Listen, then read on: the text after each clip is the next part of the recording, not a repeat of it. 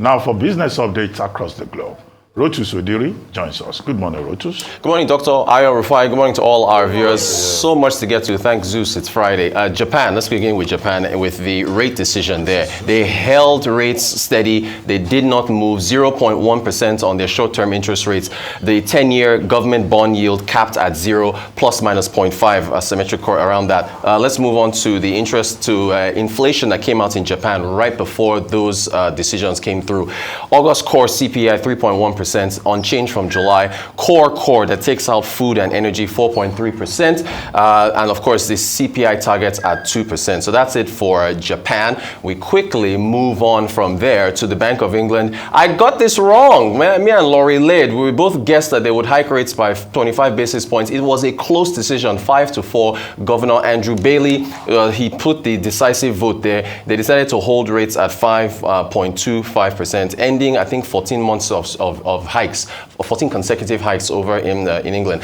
Breaking news, this just came in this morning, the Competition Markets Authority opening the door to the Microsoft $69 billion, I tried to say acquisition and Activision at the same time. Wow. Acquisition of Activision Blizzard. There's a quote from one of their members of their mergers and acquisitions team, Mr. Rossfeld, what's this guy's name again?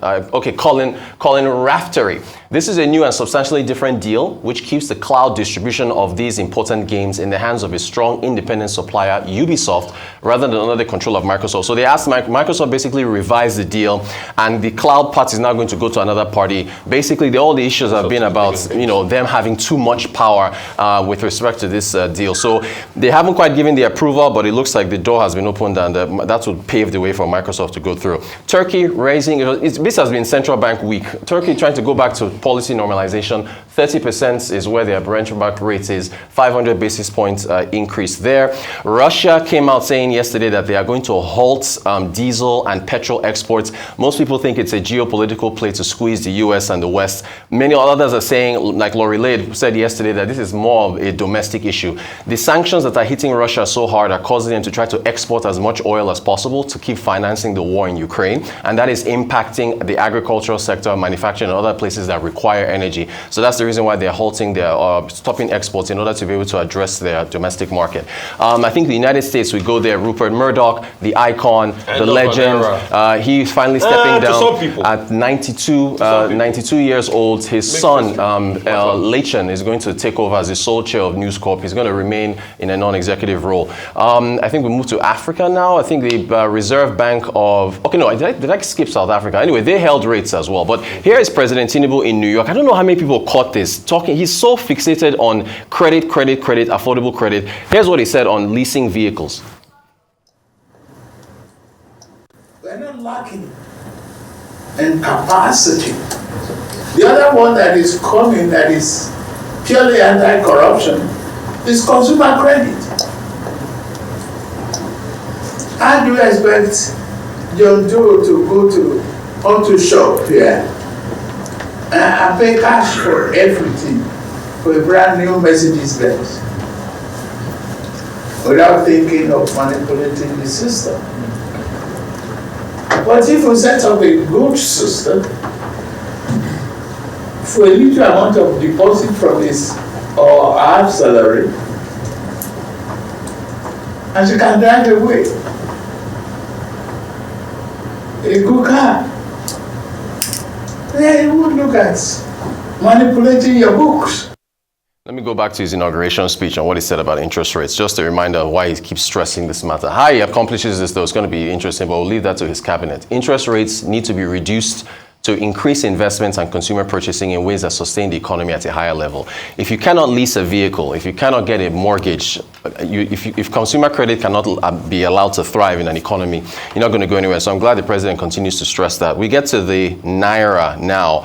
Of course, again, the top of the masthead on this day, INE at 738. It's appreciated from 771 Wednesday. Parallel market falling to 995, falling from 990 on Wednesday. Disparity now at 257. Here's Wale Edun, also I think in today's This Day. Here he's talking about the need for liquidity. This is very instructive if we listen to parse these words here. The issue we have now is that the market is not liquid enough.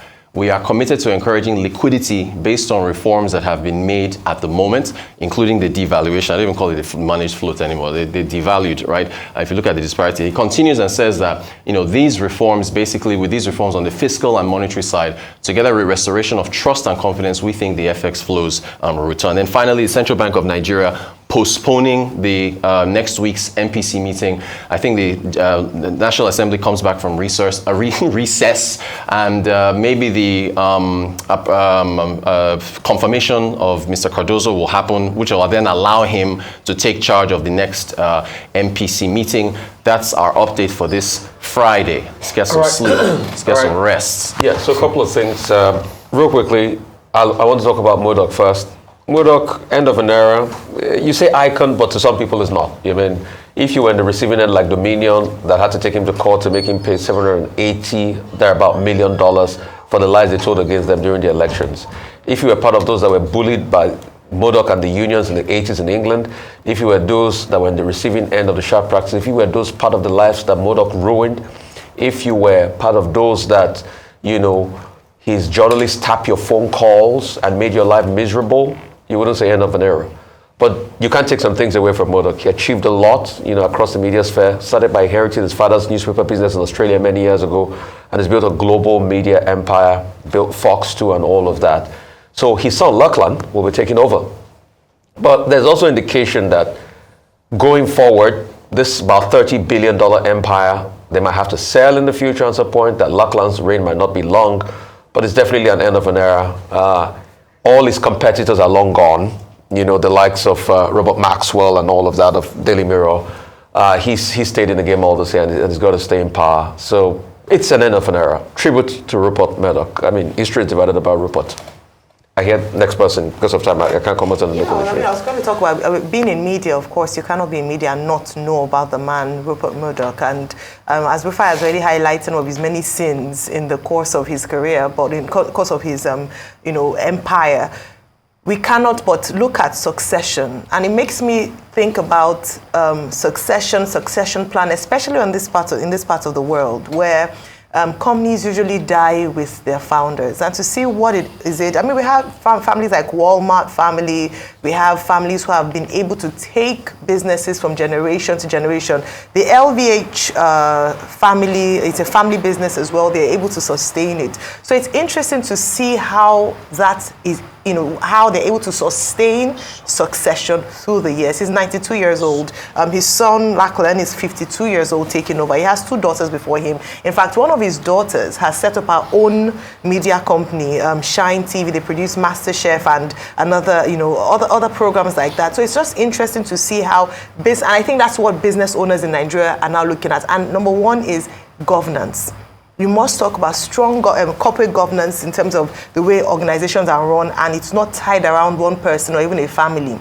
And then investment and the way that children are raised as well, in terms of being able to go through the process and not just attaining because your surname is XYZ. So I think it's something to think about, because we must begin as a nation to see how we can pass on successful organizations from generation to generation and create wealth that way.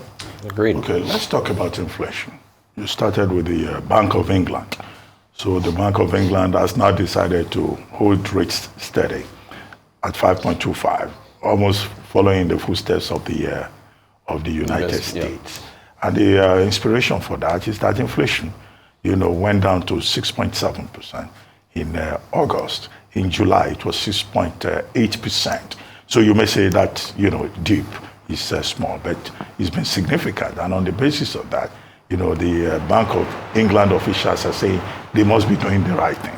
But what has been the fallout of this holding of rates? Well, many economists say, well, after 14 consecutive, increases, now it's not likely that for some time that there will be any hike again.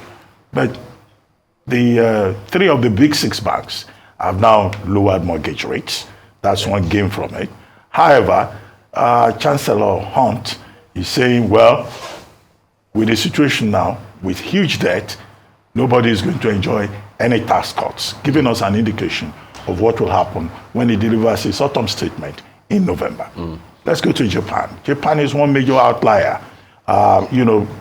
14 consecutive interest rate hike in England, 12 in the United States. But Japan, even after changing CBN, changing Bank of Japan governors, has remained with that ultra loose policy.